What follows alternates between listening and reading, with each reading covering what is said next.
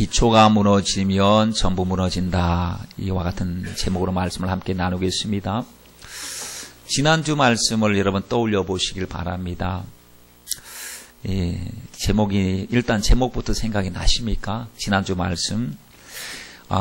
제가 늘 자주 말씀드리는 내용이 있죠. 우리가 말씀을 듣고 나면 잊어버리지 않는 좋은 방법이 있는데, 그 방법은 말씀 붙들고 기도 제목 삼고 한 주간 동안 하루에 적어도 그 제목만 가지고 10분 이상씩만 하나님 앞에 간절하게 기도 드린다면 여러분 잊어버릴까요? 안 잊어버릴까요? 제 생각에는 안 잊어버릴 것 같거든요. 왜냐하면 주님, 영의 생각은 생명과 평안이고 육의 생각은 사망이라고 했는데 생각의 차이가 이렇게 각각 다른데 오늘 전쟁이 여러 가지 전쟁이 많이 일어나지만 생각 전쟁이 먼저 내 속에서부터 일어나는데 생각에서 지면 전부를 잃어버리는데 우리는 생각 전쟁에 대하여 무장하지 않고 내 생각인지 마귀 생각인지 하나님의 생각인지에 대한 그런 점검조차 해보지 않고 무조건 내 머릿속에서 생각 들면 내 생각이라고 생각하고 행동했던 모든 것들이 은혜 받고 나서 돌이켜 생각해 볼 때 이것이 바로 속았구나, 내가 속았구나 하는 사실을 깨닫는다는 사실이죠. 그러니 여러분, 우리는 정말 이렇게 기도할 때 부디 말씀 제목을 붙잡고라도 하나님 앞에 기도하면서, 왜 듣는 거 중요합니다. 그런데 듣고 나서 순종하고 그 말씀을 간직하고 말씀의 인도를 받는 것은 들을 때만큼보다 더 훨씬 더 중요할 수 있습니다. 들은 말씀을 잃어버리지 않기 위해서는 우리 가슴 속에 팍 잘 박힌 목처럼 파묻어 버려야 되는데 이것이 바로 말씀의 묵상과 기도를 통하여 주님 앞에 가까이 가게 될 줄 믿습니다. 예수님 오신 목적은 분명합니다. 하나님 아들이시거든요. 그분이 만왕의 왕 되신 분이셔요. 근데 이 땅에 오셨단 말입니다. 왜 오셨는가? 목적을 가지고 오셨어요. 그냥 유람차, 구경차 오신 게 아닙니다. 자기를 비워 종의 형체로 나타나셨기 때문에 하나님 아버지의 소원을 이루어드리기 위해서 예수님 오셔서 아버지의 소원 붙잡고 사신 예수님이신데, 예수님 왜 오셨는가? 내가 온 것은 양으로 생명을 얻게 하고 더 풍성히 얻게 하려 합니다. 이 생명이 무슨 생명입니까? 영원한 생명입니다. 영생입니다. 영생. 어떤 것과도 바꿀 수 없는 영원한 생명, 오직 예수님만이 주실 수 있기 때문에 이걸 주기 위해서 주님 오셔서 주님께서 공생애를 사셨지 않습니까? 그 과정에 보십시오. 40일 금식 기도하시죠. 마귀의 시험을 받으셨죠. 요단 강가에 가서 세례를 받으시죠. 제자들을 부르시죠.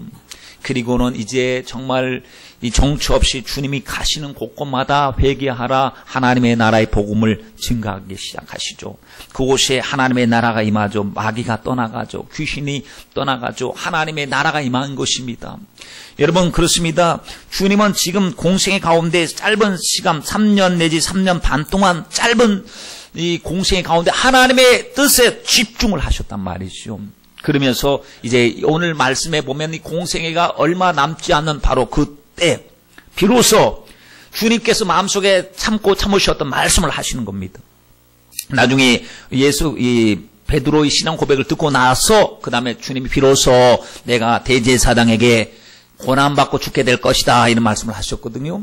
그러니까 사역에 막바지라고 볼 수가 있는데 가이사랴 빌립보 지방을 지나가실 때 예수님께서 갑자기 물으신 겁니다. 오늘 본문을 시작하는 13절 말씀에 보니까 가이사랴 빌립보라고 하는 지역을 이야기하는데 그냥 지나칠 수 있는 위치적인 설명 같아 보이지만 우리는 중요한 의미가 있음을 알게 됩니다.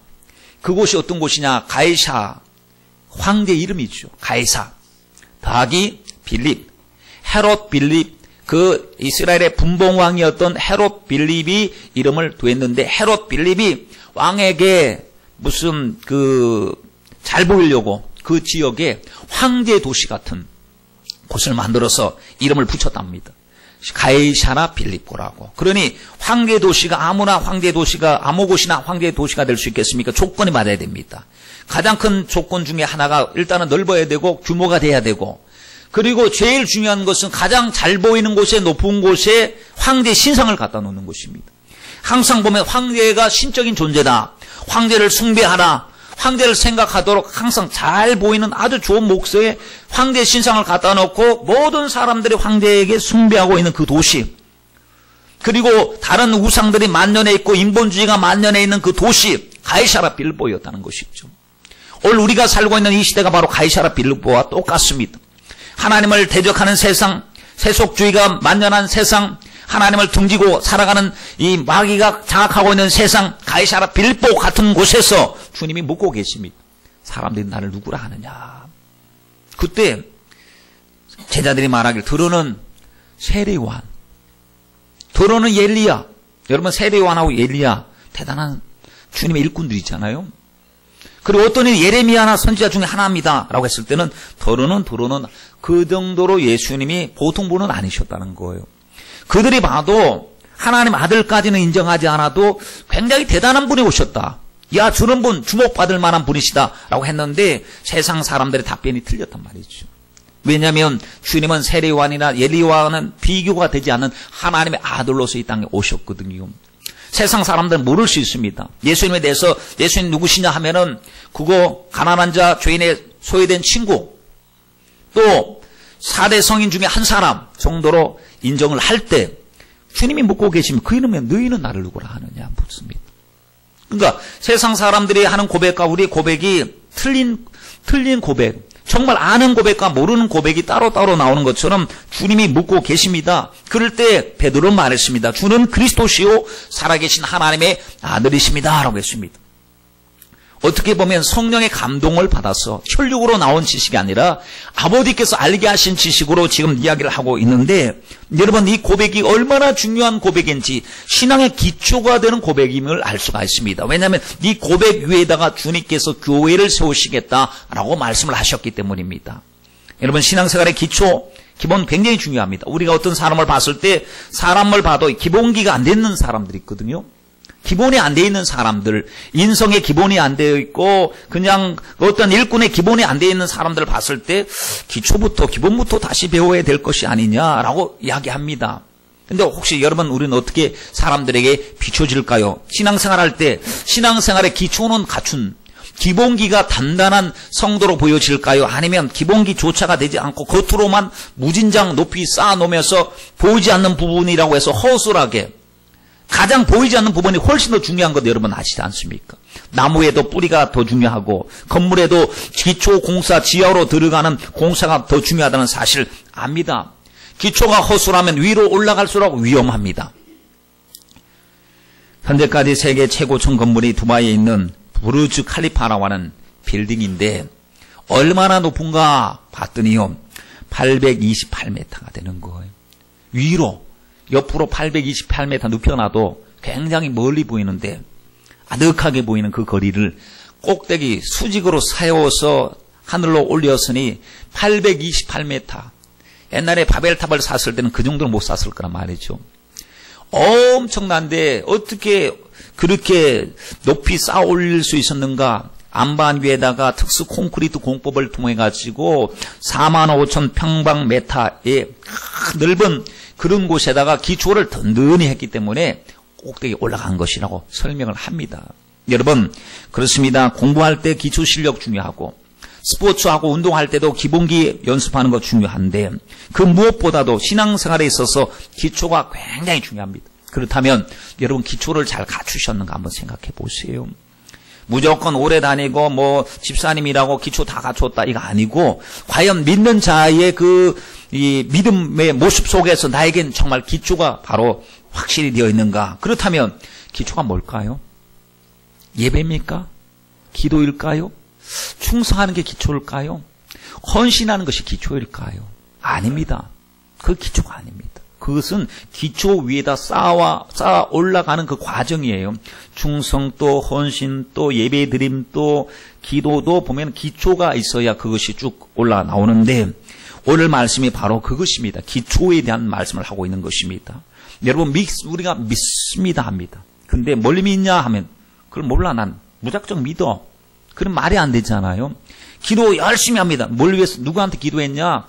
그 하나님에 대한 인식과 그 믿음 없이 마음 무턱대고 하면 우상 숭배가 다를 것 없죠. 옛날에 우리 어르신들을 보십시오. 그 비나이다 비나이다 하면서 하나님 아닌 우상에게도 얼마나 정성을 다합니까? 오히려 보십시오. 우상 숭배할 때 보면은 목욕 재개하죠, 단장하죠, 얼마나 찬물로 세수할, 그렇게까지 해갖고 그들은 우상에게 절을 하고 우상을 섬겼는데, 오늘 예배 드릴 때 우리 그 정도의 모습만 갖춰도 우리는 굉장한 믿음을 가진 사람이라고 인정받지 않겠습니까? 우리는 복음의 중심에 예수님 계십니다. 복음이 뭐냐? 예수님이십니다. 예수 그리스도를 아는 것이 얼마나 중요한지요. 주님께서 오늘 우리에게 묻습니다. 너는 나에게 어떤 의미가 있느냐? 세상 사람들은 그렇다 하더라도 너는 나를 어떻게 생각하느냐? 교회 다니는 집사야, 너는 나를 어떻게 생각하느냐? 나는 주는 그리스도시요 살아계신 하나님의 아들이십니다 라고 베드로가 고백을 했는데, 따로따로 생각해 보세요. 주는 그리스도시요 구원을 이루시기 위한 주님으로, 희생의 주님으로, 영광의 주님으로 오셨어요. 왕으로 오셨어요. 제사장 선지자로서 오셨어요. 주는 그리스도십니다. 찬양에도 있지 않습니까? 예수는 그리스도라고요. 예수는 주라고. 이 주는 그리스도시요 살아계신, 그분은 살아계신 분, 오늘 또 이곳에 계신 분, 나와 동행하시는 분, 나를 떠나지 아니하시는 분, 그분이 바로 하나님 아들이십니다 라고 고백을 하고 있으니, 여러분 이 고백은요 한 번 고백으로 끝나는 게 아닙니다. 우리는 이 고백이 죽을 때까지 해야 됩니다. 여러분 은혜 받고 성령 충만했을 때 하나님 앞에 막 신앙 고백 드린 것 있으시죠? 하나님 앞에 소원하신 것 있으시죠? 주님 뜻대로 살겠다 하신 것 있지 않습니까? 그때 그 열정, 그 감격을 여러분 회상해 보십시오. 얼마나 감격스러웠습니까? 하나님 앞에 저도 기도 드릴 때 너무나 벅찬 감격 속에서 주님의 사랑의 목소리를 들을 때 막 이건 주체할 수가 없는 거예요. 막 하나님 앞에 너무 감사하다고 하면서 하나님 이 사랑 끝까지 가게 해 주옵소서, 이 믿음 끝까지 가게 해 주옵소서 했는데, 시간이 지나면서 그 감격이 식어지진 않았는가? 믿음의 고백은 식어지면 큰일 납니다. 식어지면 큰일 나기 때문에 우리가 예배 시간마다 신앙 고백 드리는 겁니다. 신앙 고백이 무엇입니까? 하나님을 향한 나의 중심을 드리는 것입니다. 여러분 우리가 주문이 오고 어떤 형식이나 의식으로 드리는 고백이 아닙니다. 우리가 누가 빨리 외우나 시합하는 것도 아니지 않습니까? 전능하사 천지를 지으신 하나님 아버지를 내가 믿습니다. 하나님은 내 아버지십니다. 내 아버지, 하늘에 계신 내 아버지십니다. 그분은 전능하신 분이시요, 그분은 창조자이시요, 그분은 나를 사랑하시기 때문에 독생성자 예수 이름을 이 땅의 첫 동정녀 마리아에게 주님께서 낳게 하신 줄 믿습니다. 우리 주님께서는 오셔서 정말 죄도 없으신 그분이 나 때문에 피 흘리시고 십자가에 죽으셨다가 다시 살아나셨습니다. 그분은 부활하시고 승천하셨습니다. 그러나 조리로서 다시 오실 줄 믿습니다. 주님 교회가 서로 성령 안에서 교통하는 줄 믿습니다. 영원히 사는 줄 믿습니다. 다시 사는 줄 믿습니다. 이 내용이 성경 전체의 내용을 함축해서 우리가 뭘 믿느냐? 우리가 예수님 왜 믿느냐? 예수님이 누구시냐? 하나님 어떤 분이시냐? 성령은 무엇을 하시는 분이시냐? 우리 영원한 소망이 무엇이냐? 이에 대하여 이 짤막한 사도신경 속에 여러분 다 있습니다. 그러니 이 신앙을 고백할 때마다 하나님 앞에 끊임없이 하나님 앞에 고백 드려지는 것입니다. 그러므로 여러분 퇴색되어져서는 안 됩니다. 마귀는 이거 옛 추억, 아련한 옛 추억이 되기를 원합니다. 옛날에 나도 한때는 열심히 했었지, 다 처음 믿을 땐 저래. 그건 잘못된 거죠. 오히려 나의 영적인 동력이 떨어지지 말고 처음 믿을 때보다 주님을 더욱더 사랑한다고 고백하면서 주님 앞에 더 가까이 나가야 되지 않겠습니까? 여러분 오늘 말씀에 보니까 주님이 이 신앙 고백, 이 믿음의 고백을 통해서 세 가지 놀라신 축복을 주시죠. 첫째는 교회를 세우겠다. 누구에게 세웁니까? 개인에게 세운 것이 아닙니다. 베드로에게 베드로 너의 이름을 베드로라 하리라. 주님 말씀하시면서 이 반석 위에라고 했을 때는 베드로라고 하는 말은 반석은 반석인데 개인의 이름이 아니라 만세 반석 되시는 예수 그리스도 주님을 고백하는 그 믿음의 반석 위에 교회를 세우는 것이요. 개인의 이 이름 위에 교회를 세우면 얼마나 불안하겠습니까? 교황이 완전합니까? 완전하지 않습니다. 무호합니까? 아닙니다. 오류가 많습니다. 이번에도 보십시오. 교황을 하다가 이제는 이제 사임을 하겠다라고 하는데 그 여러 가지 과정 속에 무슨 이야기들이 있습니다만은 완전하지가 않거든요. 나중에 조금만 지나면 사단아 물러가라 주님 말씀하시니까. 그 불안한 사람 위에다 교회를 세우면 교회가 어떻게 반듯하게 서겠습니까? 그런데 신앙 고백 위에다 교회를 세우시니 신앙 고백이 흔들리면 안 됩니다. 신앙 고백이 흔들리는 순간에 난리가 나죠. 왜냐하면 신앙 고백이 튼튼하면 음부의 권세가 못 이깁니다. 음부의 권세가 이길 수가 없어요. 주님이 주인 되시니까. 그런데 신앙 고백이 희미해지면 음부의 권세가 들어와서 자기 자리 차지하려고 옛 모습 되찾으려고 얼마나 애를 쓰는지요. 우리 예수님께서 하신 말씀을 보십시오. 예수님께서 귀신을 쫓아내니까 바리새인들이 하는 말이 귀신의 힘을 입어 귀신을 쫓아낸다. 그런 말을 합니다. 이거는 굉장히 큰 죄였습니다. 그런 그에게 주님께서 귀신의 한 나라가 바로 세워지지 않으면 귀신이 귀신을 쫓아내면 귀신의 나라가 어떻게 서겠느냐. 여러분 귀신의 나라와 귀신의 조직과 체계가 있습니다. 그렇게 말씀을 하시면서 내가 성령으로 힘입어 귀신을 쫓아낸 것이면 하나님의 나라가 임하였느니라 라고 말씀하시면서 강한 자가 무장을 하고 있을 때에 더 강한 자가 와서 강한 자를 쫓아내면 그 모든 무장을 해제하고 이제는 자유하게 된다고 이야기를 하는데 그 다음에 주님이 말씀하시기를 귀신이 쫓겨난 후에 물 없는 곳을 돌아다니면서 쉴 곳을 찾으나 찾을 곳이 없기 때문에 돌아와서 다시 와보니까 집은 소재되었으나 주인이 없는 고로 들어와서 귀신 7을 데리고 와서 형편이 이 나중보다 처음보다 나중 형편이 더 심하게 되었다라고 말했습니다. 다시 말하면 처음에 뜨거운 열정이 계속되지 않고 신앙 고백이 계속되지 않고 기도가 계속되지 않는다면 우리의 심령 상태가 빈집의 상태로 있는 것을 그 누구보다도 마귀가 너무나도 잘 알고 있기 때문에 마귀는 자유하게 와서 우리를 장악해버린다는 이 무서운 말씀이 아니겠습니까? 여러분 정말 무서운 말씀입니다. 그러므로 여러분 한번 구원을 받고 하나님의 자녀가 되었다고 한번 은혜를 받았다고 영원토록 우리가 안전한 것이 아니고 우리 주님께서 말씀하신 것처럼 끼어서 기도해야 될 줄 믿습니다. 마귀를 대적하면서 우리 예수님의 십자가의 사랑을 알고 그 은혜를 아는 저와 여러분이 되어야 될 줄 믿습니다. 여러분 주는 그리스도시요 살아계신 하나님의 아들이라고 하는 고백이 무너지면 다 무너집니다. 헌신도 무너지고 예배도 무너지고 기도도 무너집니다. 하나님께서 우리에게 주신 이 엄청난 하나님의 축복을 보십시오. 주신 은혜가 어마어마한데 우리는 혹시 시시한 것으로 생각하고 있는 것은 아닙니까? 우리 주님이 우리에게 주신 구원은 무슨 구원이라고 했습니까? 큰 구원입니다. 엄청난 구원입니다. 시시한 건 아닙니다. 예수님의 피값으로 사신 구원입니다. 하늘문을 주님께서 주님의 십자가로서 열어놓으셨으니 얼마나 감사합니까? 생각해보면 자격도 안 되는 우리들에게 은혜를 주셨으니 말이죠. 여러분 웬 은혜입니까? 웬 일입니까? 하나님 늘 생각해도 눈물로서밖에 갚을 수 없는데 갚을 길 없어서 이 몸 드립니다. 주님 앞에 감격하면서 감사드려야 되는데 이 고백이 희미해지면 예배에 감동 없지 않아요. 주님이 무슨 주인입니까? 내가 주인이죠.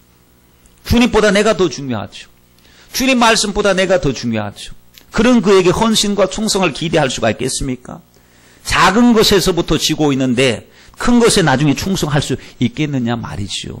여러분 작은 시험에서 이겨야 됩니다. 그래야 큰 시험도 이기는 것입니다. 지금 주님과 동행해야 우리가 끝까지 주님과 동행할 수가 있는 것이 아니겠습니까? 부디 은혜를 헛되이 받지 마십시오. 정말 끼어서 정말 부디 신앙생활 잘해야 될 줄 믿습니다. 우리 인생 가운데 바쁜 일 많으시죠? 그렇죠. 학생들은 학생대로, 직장인은 직장인대로, 사업은 사업대로 참 바쁩니다. 많이 바쁩니다. 그런데 바쁨을 관리를 해야 됩니다. 다른 가장 귀중한 일, 어떤 귀중한 일보다도 가장 귀중한 일이 여러분에게는 주님을 상대하는 일이 되어야 될 줄 믿습니다. 하나님 앞에 예배 드리는 일은 바쁜 것 중에 최고로 바쁜 일이어야 됩니다. 예배가 최우선순위 되어야 됩니다. 이 우선순위가 무너지면 전부 무너지는 것입니다. 여러분 항상 우리의 일의 중심에 하나님 생각이 있어야 되고 하나님을 따라가야 됩니다. 이 일을 가볍게 여기면 또 내려가는 것입니다. 이 세속의 물결이 얼마나 거센지요. 여러분 떠내려간다는 것을 너무 쉽게 생각하지 마십시오. 너무 가볍게 생각하지 마십시오. 어제 우리 아이들에게 예배를 드리면서 물었습니다. 안전벨트는 왜 하는 거니? 안전벨트는 몸이 튕겨져 나가지 말라고 나를 차에 붙여 놓는 것입니다.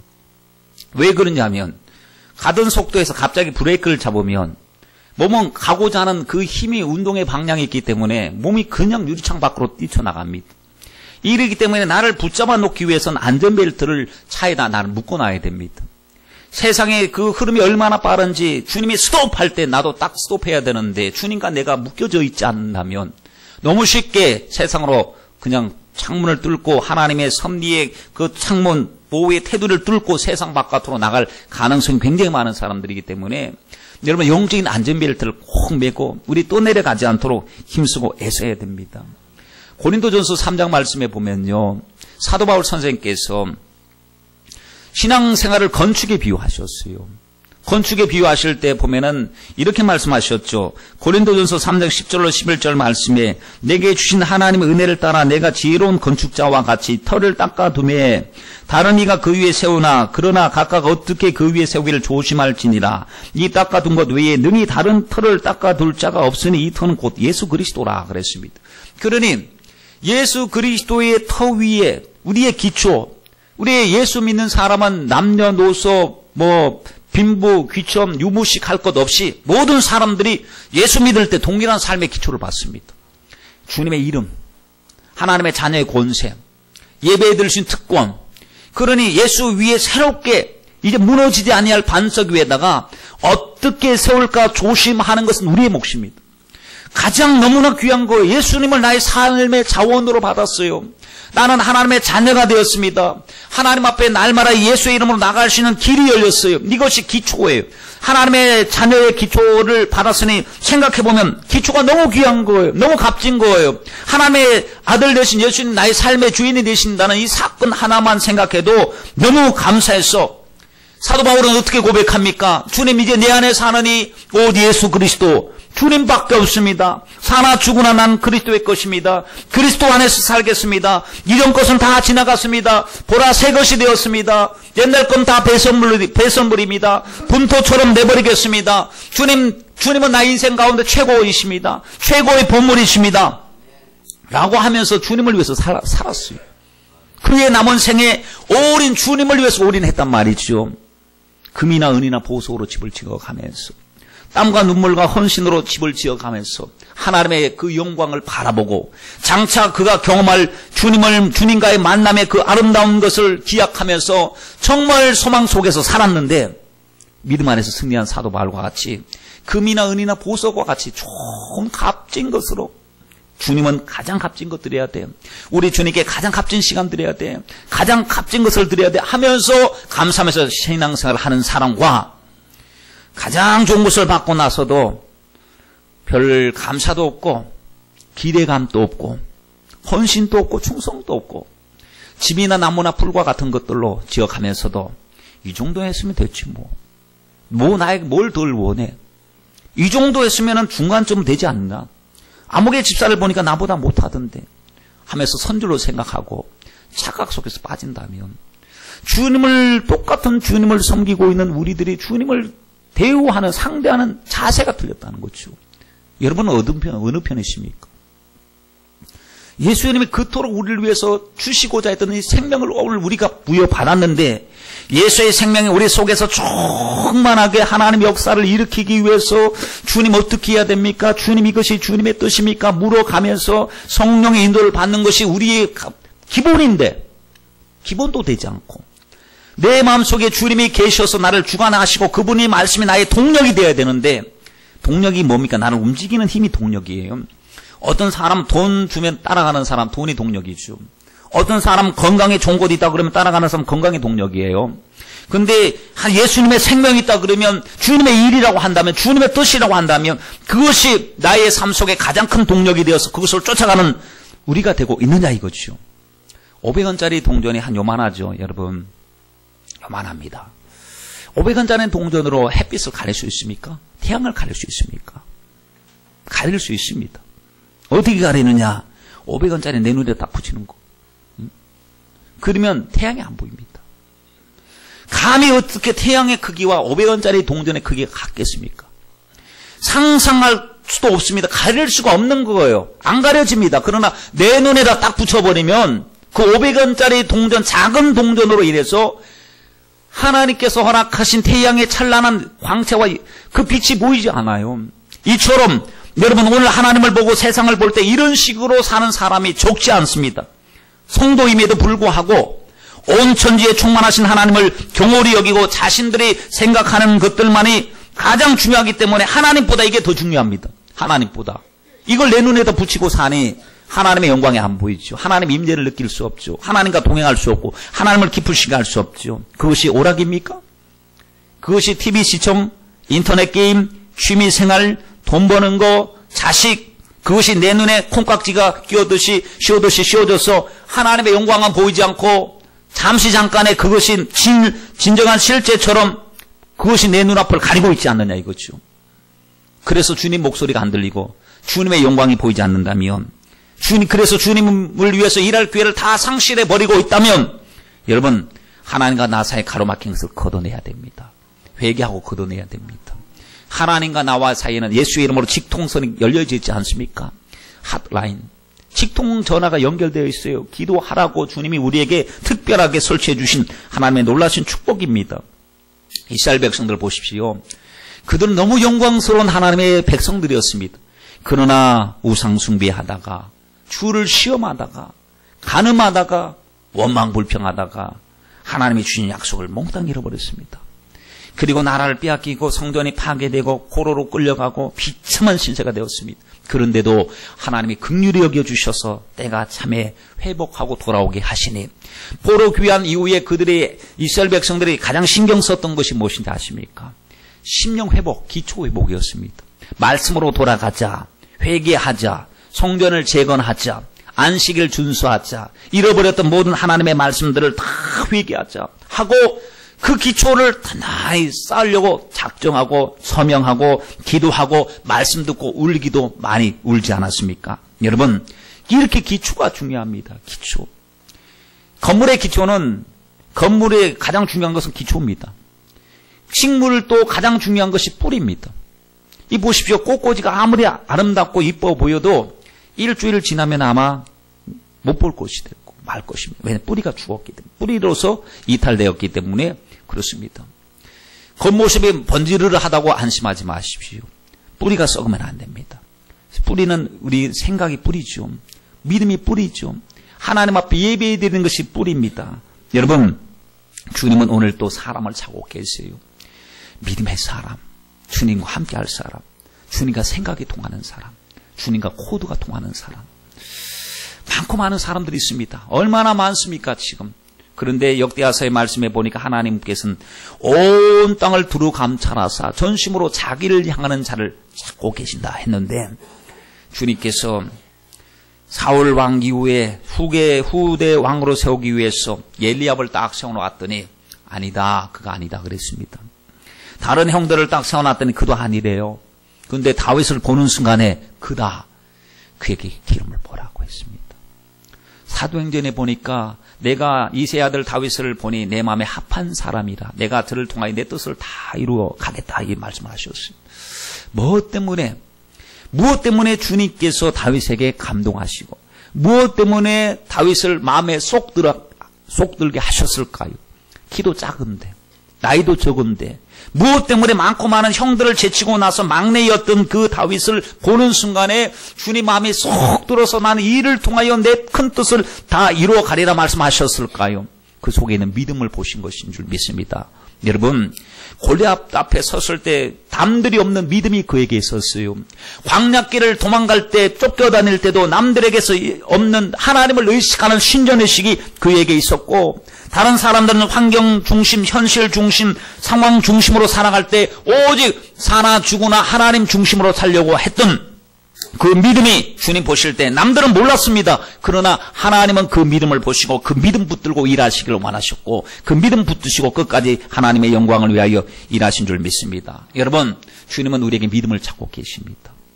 먼저 하나님의 일을 우선하는 자, 세상의 일을 우선하는 자, 자기를 우선하는 자 많습니다. 그러나 하나님의 일을 가장 우선시하는 사람을 주님께서 찾으신다면 지금 저와 여러분이 그런 자세와 각오를 가지고 있느냐, 이 말씀입니다. 우리는 신전의식을 가지고 하나님 앞장서고 살아가는 사람이 되어야 될 줄 믿습니다. 여러분, 기초가 흔들리면 안 됩니다. 항상 기도할 때마다 주님은 나의 주가 되십니다. 주님은 그리스도십니다. 살아계신 하나님의 아들이십니다. 그분의 십자가가 나의 죄를 다 사하셨습니다. 그분의 은혜로 내가 새 생명 얻었습니다. 나는 평생 주님의 빚진 자입니다. 복음의 빚진 자입니다. 나는 나의 뜻대로 살 자격이 없는 사람입니다. 주님의 것입니다. 주님이 값주고 사셨습니다. 주님 앞에 항상 영적인 일이 주님을 기쁘시게 하는 일이 우선될 수 있도록 도와주시고 가장 기뻐하는 것 먼저 예배에서 성공하게 하여 주시옵소서. 예배 소홀히 하고 난 다음에 성공한 사람 못 봤습니다. 여러분 보셨습니까? 기도하지 않고 나서 하나님 앞에 성령 충만한 사람 못 봤습니다. 세상에서 세상 유행가사 부르다가 갑자기 성령 충만 받았다는 사람을 들어본 적이 없어요. 하나님 앞에 기도하다가 성령 받고 말씀 듣다가 은혜 받고 찬양 드리다가 주님 앞에 응답 받았다는 이야기는 수도 없이 들어봤지만 하나님 앞에 세상 죄 짓고 하나님을 멀리 떠났다가 하나님 앞에 은혜 받았다 하는 얘기는 못 들어봤죠. 그러니 성도의 기초는 예배입니다. 성도의 기초는 예배로부터 출발하는 거예요. 여러분 그렇습니다. 하나님의 일 중에 가장 중요한 일이 예배입니다. 그러므로 예배를 등한히 하지 마시길 바랍니다. 예배는 나를 위한 예배입니다. 마지막 때 사람들은 개인주의가 강합니다. 남에게 터치받지 않으려고 하고 있습니다. 그러나 우리는 주님은 만물이 마지막에 가까움을 볼수록 더욱더 가까이 모여서 모임을 피하는 어떤 사람들과 같이 하지 말고 오직 고난의 그날이 가까움을 볼수록 자꾸 모이자고 이야기했습니다. 새벽에 모여야 되고 금요일 모여야 되고 수요예배 모여야 되고 어떻게 보면 다른 것은 참 보면은 시간이 늘느라고 안 모이는데 예수님 믿는 사람은 참 많이 모인단 말이죠. 그것도 새벽에도 모이고 시간 모이는데 왜 모이느냐? 그분께 모여야 내가 은혜를 받고 세상 속에서 나의 믿음을 지킬 수 있고 그분과 나와는 생명의 관계, 의식적이고 의례적인 관계라고 이야기한다면 그냥 인사만 하면 됩니다. 와서. 그런데 그런 관계가 아니잖아요. 주님은 나의 머리가 되시고 나는 주님의 지체이고 주님이 내 안에 계시고 내가 주님 안에 계시고 주님과 교통이 이루어져야 되는데 그러려면 끊임없이 내 안에 계신 분을 인정하고 모시고 환영해 드려야 되지 않겠습니까? 여러분 그렇습니다. 예배를 통해서 우리가 생각이 살아난다고 지난 주일날 말씀드렸었죠. 영적인 생각은 기도할 때 말씀 들을 때 찬양 들을 때 영적인 생각이 성령께서 주시니까 우리가 늘 영적인 생각을 가지고 살려고 한다고 하면 우리는 예배가 살아야 되고 기도가 살아야 되고 말씀이 살아야 된다고 말씀을 드렸습니다. 여러분 하나님 앞에 오늘 최고의 모습을 가지고 나오셨나요? 왜냐하면 우리가 하나님 앞에 드려질 산제사 제물들인데 흠없는 모습으로 최고의 모습이 되어야 하지 않습니까? 예배는 주일날 예배 같은 경우는 토요일 저녁부터 준비하는 거예요. 세상 사람들은 토요일은 밤이 좋아 이렇게 말을 합니다. 그런데 우리는 하나님 내일 주일 예배, 주일은 주님의 날입니다. 가장 흠없이 드려져야 되는데 혹시 하나님 육체가 피곤해서 졸리면 안 됩니다.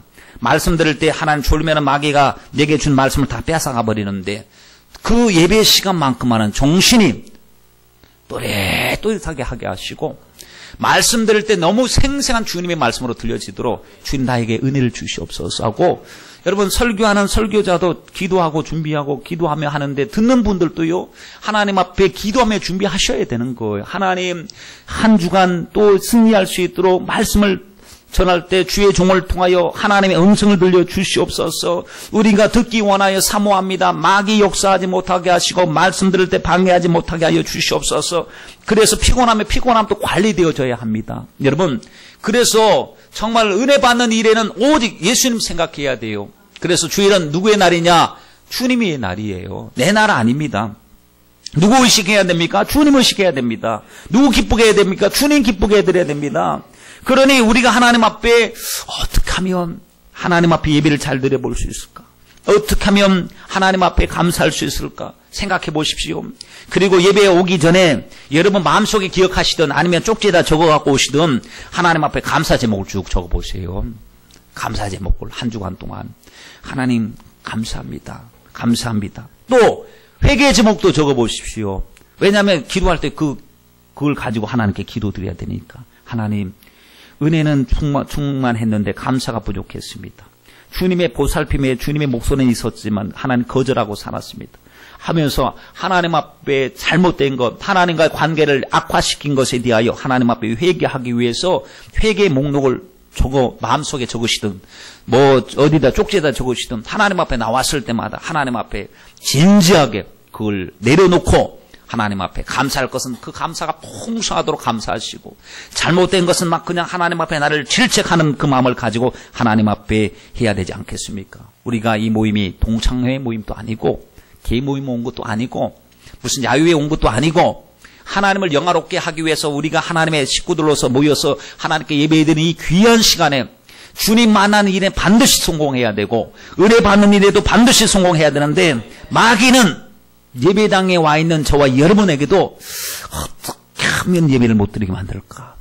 온갖 수단과 방법을 아끼지 않고 지금 총공격을 하고 있으니, 마귀는 조직적으로 움직이고 있는데 여러분은 아무런 대책도 없고 기도도 없고 마귀를 대적하는 기도도 없고 그냥 와서 덜렁 앉아 있으면 마귀의 준비 태세와 우리가 은혜 받고자 하는 준비 태세가 너무나도 다르지 않습니까? 여러분, 영적인 것은요 호락호락한 것이 아닙니다.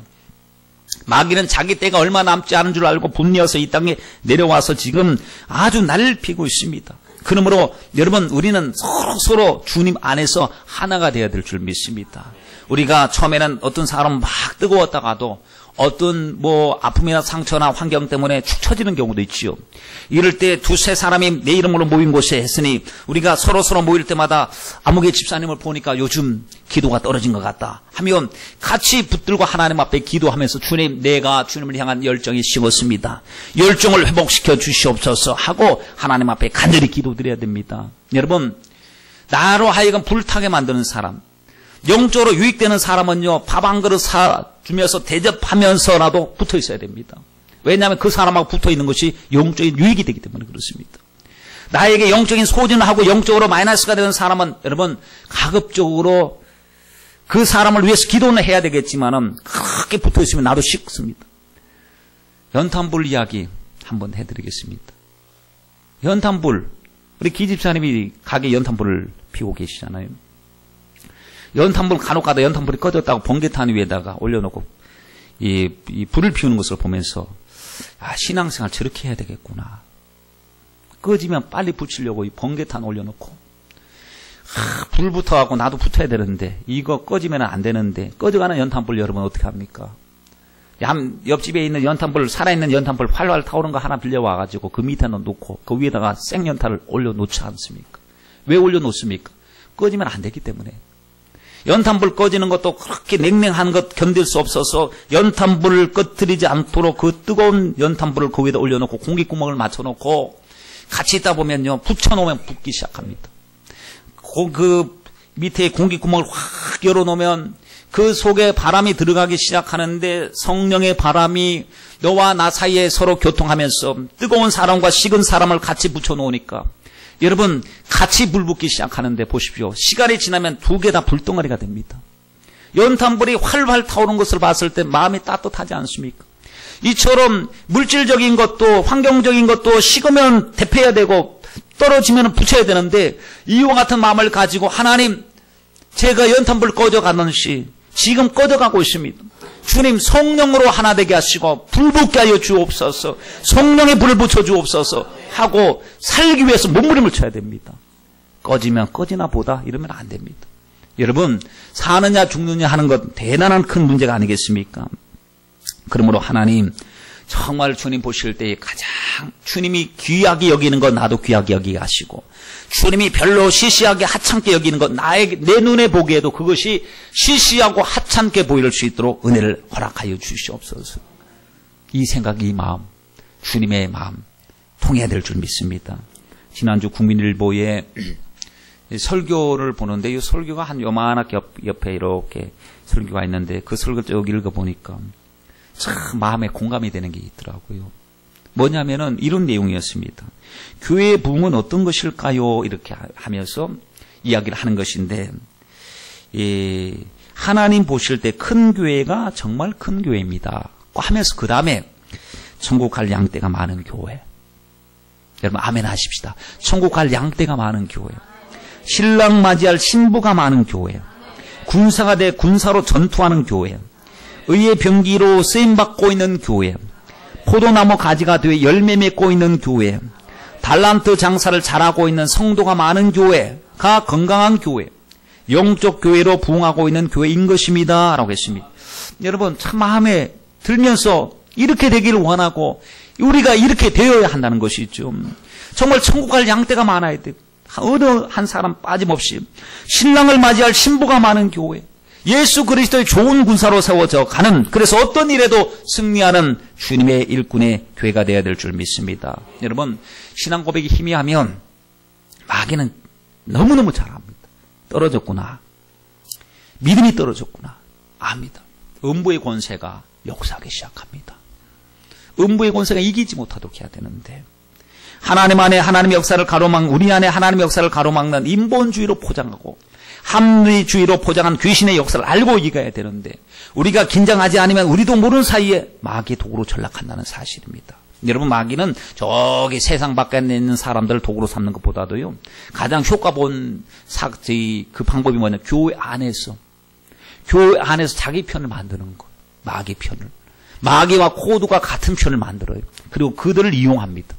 그 외부에서 이용하면은 똘똘 뭉치지만 내부에서 내분이 일어나고 혼란이 있고 분열이 있고 하면 너무 쉽게 교회를 무너뜨려 볼 수가 있거든요. 이게 마귀의 작전입니다. 오늘날 보십시오. 요즘 근래에 들리는 그런 뉴스들을 봤을 때도 대표적인 한국 교회를 표방하는 그런 교회들에게 일어나고 있는 참 안 좋은 마음 아픈 일들이 참 많은데, 이런 일 마귀의 교란 작전이 아닌가 이런 생각을 갖습니다. 마귀의 교란 작전. 물론 문제 원인 제공도 있고 여러 가지 문제도 있는 것은 사실입니다만, 어떤 문제를 만나더라도 혹시 이거 잘못하다가 내가 마귀한테 이거 쓰임 받는 게 아니야, 이거 마귀에게 나도 모르는 사이 마귀의 도구로 전락하는 게 아니야? 자기는 굉장히 의롭다고 생각하고 무슨 개혁이라고 하는 기치를 들고 깃발을 들고 일어나서 굉장히 의로운 척을 하는데 나중에 보니까요, 자기가 하나님 자리에 앉아 있는 거예요. 얼마나 교묘하게 속이는지 여러분, 부디 겸손함으로 하나님 편에 쓰셔서 악한 것은 그 모양이라도 버리시길 바랍니다. 마귀 음부의 권세는 주님이 이길 수 없도록 교회에 안전장치를 해주신 것은, 신앙의 고백이 분명하면 마귀는 절대로 역사할 수가 없는 것인데, 문제는 신앙 고백이 희미해지고 퇴색되고 변질되는 순간에 마귀가 장악할 수가 있다는 사실을 알아야 됩니다. 믿는 자에게 주신 하나님의 권세, 대단한 권세입니다. 여러분 마귀가 가지고 있는 이 권세 말이죠, 보통 권세가 아니거든요. 왜냐하면 욥을 보세요. 욥의 가정을 어떻게 풍비박산을 냈는지. 하나님의 허락하심 속에서 일을 하기 시작하는데 우연을 가장한 일들이 일어나는데 도적이 그 재산을 다 뺏어가 버리고, 10 자녀들이 갑자기 폭삭 주저앉아서 그 집에서 다 죽어버리고, 그리고 자기 몸은 병들어서 막 상처를 받게 되고, 한순간에 욥의 가진 모든 것을 빼앗아갈 수 있는 능력이 마귀에게 있었다는 사실이에요. 그리고 예수님 앞에서 마귀가 한 말이 뭡니까? 너는 내게 절하며 천하 만국의 영광을 내게 주겠다고 할 정도로 엄청난 권세를 가지고 있었어요.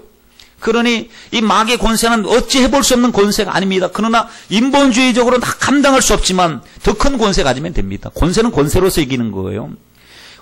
작은 권세를 가지고서 주장하는 사람 앞에 큰 권세, 예수 믿는 권세, 자녀의 권세, 예수 이름의 권세를 가지고 마귀를 쫓아낼 수 있도록 우리에게 능력을 주셨으니 우리가 얼마나 감사합니까? 예수님의 이름으로 온순하게 살아난 귀신아, 예수님의 이름으로 다 떠나갈지어다 하시고, 음부의 권세로 병들게 만들고 실패하게 만들고 주 악한 것을 조장하는 더러운 귀신들의 역사를 예수님의 이름의 권세를 가지신 여러분, 그 이름을 가지시고 마귀를 대적하시길 바랍니다. 기도하십시오. 예수님의 이름으로 선포하십시오. 성령의 음성을 듣고 순종하십시오. 절대 음부의 권세가 이길 수 없음을 믿고 반드시 승리하는 저와 여러분이 되길 바랍니다. 도전할 수 없는 절대 권세가 예수의 이름의 권세거든요. 근데 우리가 안 믿으면 끝나는 거예요. 내가 가졌는데도 사용도 안 해보고 그 이름 속에 담겨진 하나님의 놀라운 비밀과 능력을 몰라서 내가 사용하지 않으면 마귀는 춤추고 너무 기뻐하는 것이죠. 아는 순간에 핍박이 들어오기 시작하고, 아는 순간에 마귀가 역사하기 시작합니다. 여러분 믿음이 생생해야 될 줄 믿습니다. 하나님 앞에 기도할 때 주님을 기쁘시게 하는 것은 오직 믿음밖에 없습니다. 보십시오. 다윗이 여호와께서 나의 목자시니 내가 부족함이 없으리로다 라고 했습니다. 사막의 음침한 골짜기를 지날 때는 나와 함께 하신다 믿었습니다. 시편 18편 1편 말씀해 보니까 1절 말씀해 보니까 나의 힘이 되신 여호와여 내가 주를 어떻게 한다고요? 사랑하나이다 그랬습니다. 주님을 사랑합니다. 사랑은 두려움을 이깁니다. 사랑은 능력이 있습니다. 주님 사랑할 때 능력이 나타납니다. 나의 힘이 되신 여호와여 내가 주를 사랑하나이다 했을 때 그래 나도 너를 사랑한다 하시고 나를 사랑하신 주님이 그 사랑의 힘으로 말미암아 우리에게 반석이시요 요새시요 도울 힘이시요 건지시는 자시요 구원의 뿌리시요 산성이 되시로다라고 믿음을 고백했을 때 주님이 그 사랑의 능력으로 이기게 하셨지 않습니까? 바울도 보십시오. 문제를 만났을 때 누가 주님과 나와의 사랑의 끈을 끊을 자가 있겠는가? 누가 이 사랑에서 끊을 자가 있겠는가? 라고 선포했을 때 그 믿음으로 말미암아 넉넉하게 이길 수가 있었습니다. 여러분 알고만 있지 마시고 부디 고백하시길 바랍니다. 기초 무너지면 끝장납니다. 주님과 여러분의 관계 속에서 신앙 고백이 희미해지는 순간에 위험합니다. 그러므로 우리 믿음의 기초는 오직 예수님이십니다. 마귀는 우리 믿음의 기초인 예수를 자꾸 잊어버리게 하려고 합니다. 그거 신경 안 쓰게 다른 거 갖다 주고 그 자리를 대체하려고 합니다. 그러나 성령님은 부디 예수 잊지 말아라. 예수를 바라보아라. 예수를 생각해라. 예수를 최고로 여겨라. 성령께서 인도하실 때 여러분 믿음의 기초인 예수를 붙들고 그 위에 충성을 다하시고 헌신을 더하시는 저와 여러분이 되시길 주님의 이름으로 축원드립니다. 기도